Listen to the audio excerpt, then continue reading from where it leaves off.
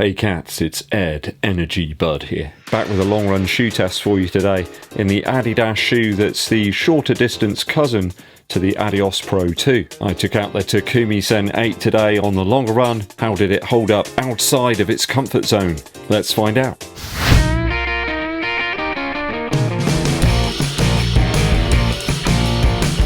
Thanks for joining me on the channel, cats, always appreciated. Help us out here to grow the channel even further by hitting that subscribe button, but also clicking the bell below for notifications when I roll the new videos out for you. It really helps us out too if you give this video a thumbs up like, but also share this video with your running buddies. Danke schön.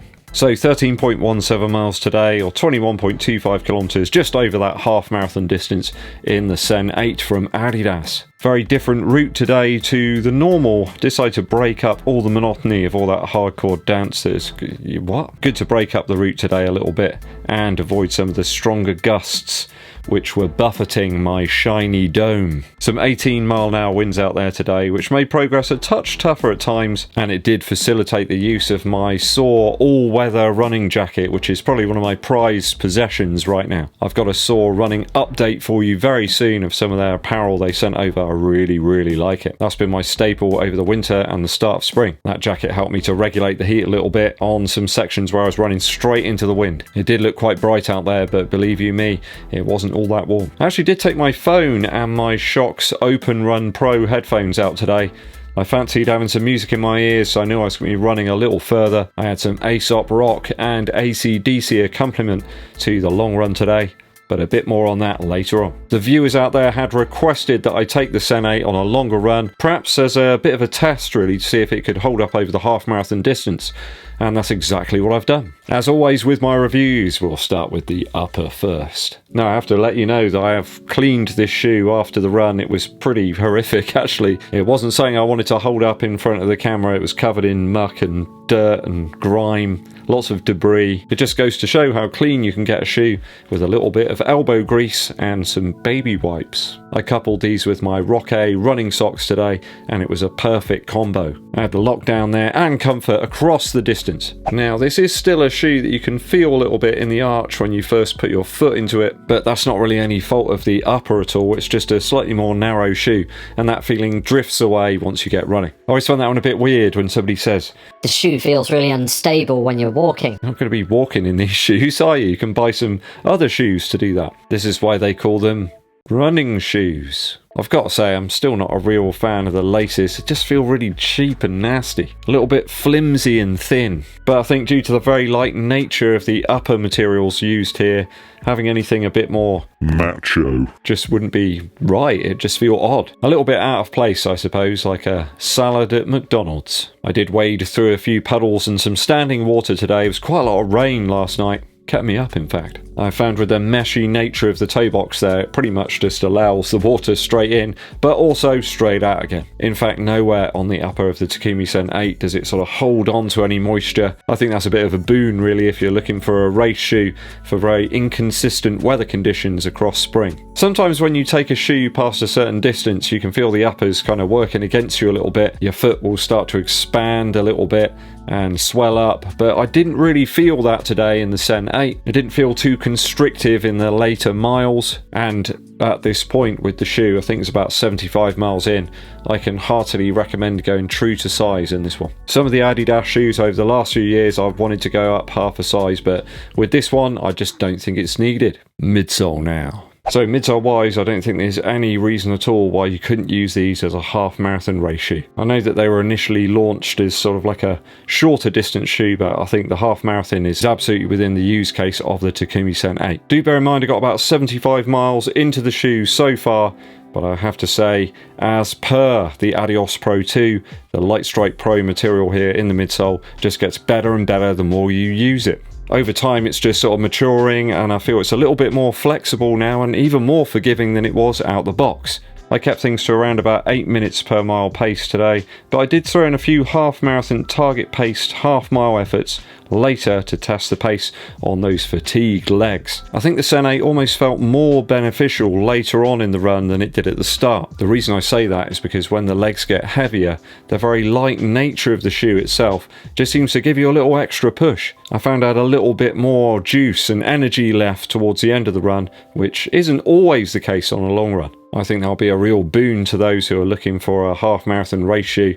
The lightness of the shoe really is something to behold. The Sen 8 felt good at those easier aerobic efforts, but dynamite as I turned the pace up on those later half-mile repeats. I hit about 7 minutes per mile through to about 6 minutes 35 per mile on those half-mile, half-marathon repeats, and the shoe just felt fantastic. It felt it really wanted to move at that pace. So this is something you could perhaps use in training if you're doing some repeats and you've got some recoveries in between. It would work really well.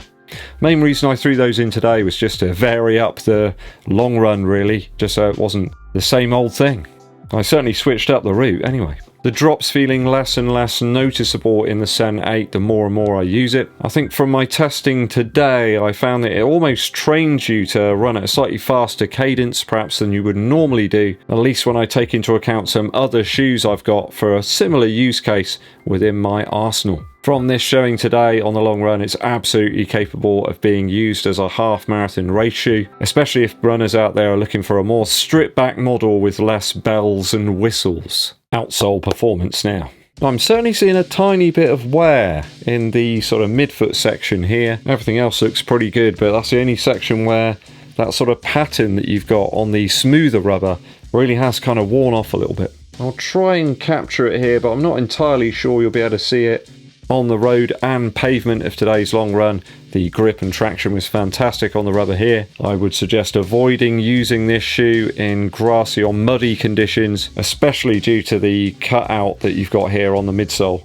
In fact, there's quite a lot of the midsole here that's cut back, and as such you've got a little less surface area than you might want. But the rubber here just doesn't work on very slippery, muddy surfaces. Just don't go there. Not an option for a multi-terrain event. Road-based, short-distance stuff is the real use case for the shoe, at least from the manufacturer's point of view, I think. And within that, the shoe performs perfectly. It does make me wonder if the Adios Pro 3 will feature some of the sort of slat type rubber that they've got here on the medial side of the shoe. I mean, we've seen this stuff before, that smoother, almost tire-like rubber, but also in the Prime X we've got this same pattern design. I guess only time will tell. In fairness though, coming up towards 100 miles here is not an awful lot of wear, and that's really promising to see, especially considering that the Takumi Sen 8 is really aimed at being a race shoe, I suppose. Perhaps not something you're going to be using on a daily basis, holding up really well. So I think I've made my race shoe choice for the oval half even harder now. I thought I was going to do this long run and it was going to almost classify this one as a no-go. That's not the case. Was it as propulsive and as cushioned as the Vaporfly Next Percent? Well, probably not, but I'm not really sure that anyone thought that that was the case anyway. Felt good over the half distance, and I wouldn't hesitate to use it for that once again in the future. What have been your views on the Takumi Sen 8? Have you used it for a half marathon race? Have you done a long run in it? Let me know down in the comments. Musical interlude time. I'll give you a bit of a rundown on what I was listening to out there on the long run today. Really love this album from Aesop Rock and Blockhead called Garbology. For me, my favourite track is called Difficult. The beats, the whole atmosphere of the tune, absolutely fantastic. Quite ominous, quite foreboding. A little bit like you're sort of walking through a graveyard perhaps, or up to a big mansion house in the middle of a storm. It's got these low, sort of really dirty sounding horns there. Really creates this sort of creaky floorboard horror kind of vibe. The beats that are laid on top as well, just so fat. Absolutely fantastic production. One thing I love about Aesop Rock stuff is that you can actually hear the words. You know, is it really difficult to make a hip-hop track where you can actually hear the words? Well, he proves that it can be done. Sounded great on the Open Run Pro as well. Really nice fat beats are kind of coming through a little more with the Open Run Pro. I will be reviewing that set of headphones later on in the week. I'll just sort of wait until some of the other reviews have got out of the way first, so I can really get down to the nitty-gritty of the sound quality and some of the reproduction across various different genres of music, just to mix it up a little bit for the half marathon pace repeats I did a bit later in the run. I opted for If You Want Blood, You've Got It, the live album from AC/DC. High Voltage and Let There Be Rock should come with some sort of warning that you shouldn't use that if you're going to run, because you can feel the energy sort of flowing through you. It just makes me smile. I remember there was one woman, she looked at me as I was going past her at pace. I think I must have had this unhinged kind of smile on my face. Yeah, she was going to get out of the way. I thought she might dive onto the grass as I went by. Sounded really nice on the Open Run Pro, and I could still hear the birds singing. Right, that's all for me for today, guys. Thanks for joining me here on my little alcove of the internet. If you haven't done so already, come and join me on Instagram. I'll throw a thing up down here somewhere. I've got loads of followers on Instagram I didn't even know. Help the channel out by hitting that subscribe button and also clicking the bell below for notifications when we launch those new videos for you.